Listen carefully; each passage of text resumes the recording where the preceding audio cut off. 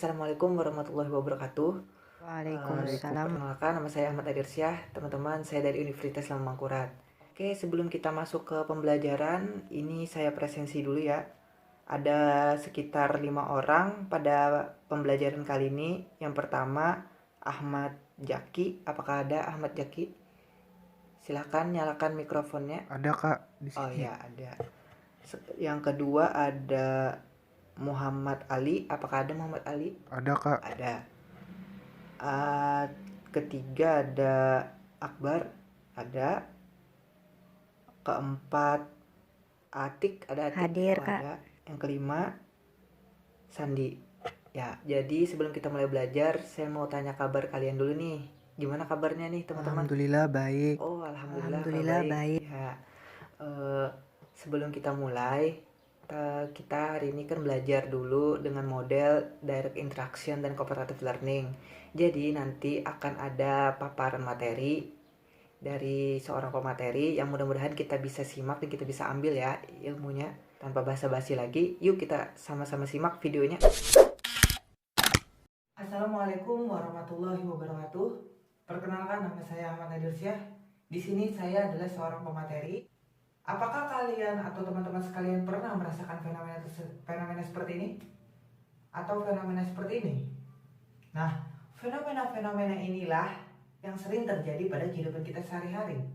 Seperti misalnya fenomena ketika cahaya matahari turun melewati ranting-ranting pohon, ataupun ketika sebuah mobil di mana sorot lampunya itu bisa melewati suasana berkabut. Nah, kira-kira fenomena-fenomena ini termasuk ke dalam fenomena yang seperti apa sih?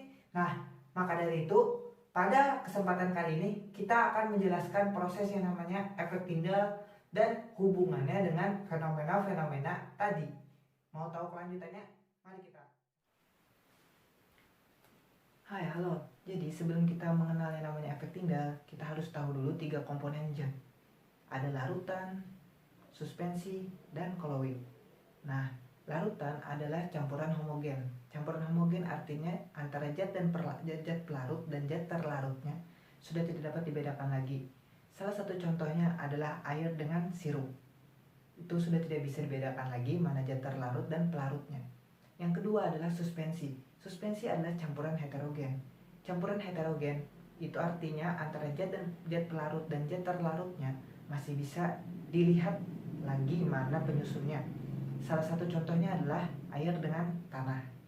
Nah, yang ketiga, koloid. Koloid adalah zat di mana dia di antara sifat homogen dan sifat heterogen. Jadi, salah satu contohnya adalah air dengan susu.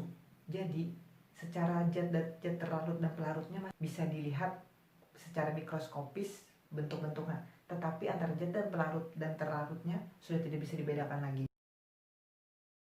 Misalnya ada sejumlah cairan yang berada di dalam sebuah tabung kimia. Lalu tiba-tiba ada seberkas sinar dari sumber cahaya, misalnya senter, kita letakkan di posisi sebelah kiri dari tabung kimia tersebut. Nah, dari hasil pengamatan ini tidak terjadi apa-apa terhadap cairan maupun sinar tersebut, ataupun kondisi cairan masih dalam keadaan yang sama.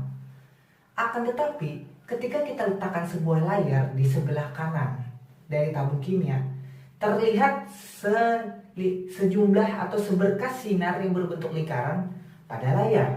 Nah, kira-kira apa yang menyebabkan hal ini bisa terjadi? Dari pengamatan kita, ternyata cairan ini merupakan sebuah larutan, di mana larutan merupakan campuran homogen, di mana partikel dispersi dan pendispersinya tidak bisa dibedakan sama sekali. Dan partikel ini masih berukuran sangat kecil. Oleh karena itu, partikel ini tidak bisa menyerap sinar dari senter tersebut. Oleh karena itu, sinar yang masuk seolah-olah berhasil melewati cairan tanpa diketahui oleh cairan yang ada dalam tabung kimia tersebut. Nah, lalu misalnya lagi nih, kita ganti cairannya menjadi cairan yang baru. Kita letakkan senter dan layar pada posisi yang sama dengan percobaan pertama. Hasilnya berbeda. Ternyata sinar tersebut diserap oleh cairan sehingga sinar itu seolah-olah berada dalam tabung kimia dan tidak langsung dihamburkan atau diteruskan oleh cairan. Nah, kira-kira mengapa hal ini bisa terjadi? Setelah dicari tahu, ternyata cairan pada percobaan kedua ini adalah cairan koloid. Seperti yang dijelaskan pada proses efek Tyndall atau pengertian efek Tyndall. Efek Tyndall adalah proses penyerapan cahaya oleh sejumlah partikel koloid yang mana partikel tersebut diserap lalu dihamburkan kembali oleh partikel-partikel. Nah, itu tadi videonya teman-teman. Bagaimana menurut teman-teman sekalian videonya? Keren sekali, Kak. Oke. Nah, karena videonya telah selesai, berarti kita sudah masuk ke penutup. Nah, sebelum kita ke penutup, apakah ada dari teman-teman sekalian yang ingin bertanya? Tidak ada, Kak. Kalau tidak ada pertanyaan, kita cukupkan sampai di sini. Terima kasih kepada teman-teman yang sudah berhadir pada pertemuan kali ini. Terima kasih juga kepada teman-teman yang sudah menonton video online teaching ini. Semoga video ini dapat bermanfaat dan memberikan ilmu kepada kita semua. Meskipun ya kita belajarnya dalam keadaan daring atau keadaan online, tapi mudah-mudahan itu tidak mengurangi semangat dan antusiasme kita dalam belajar. Akhir kata, kita tutup pembelajaran kita hari ini.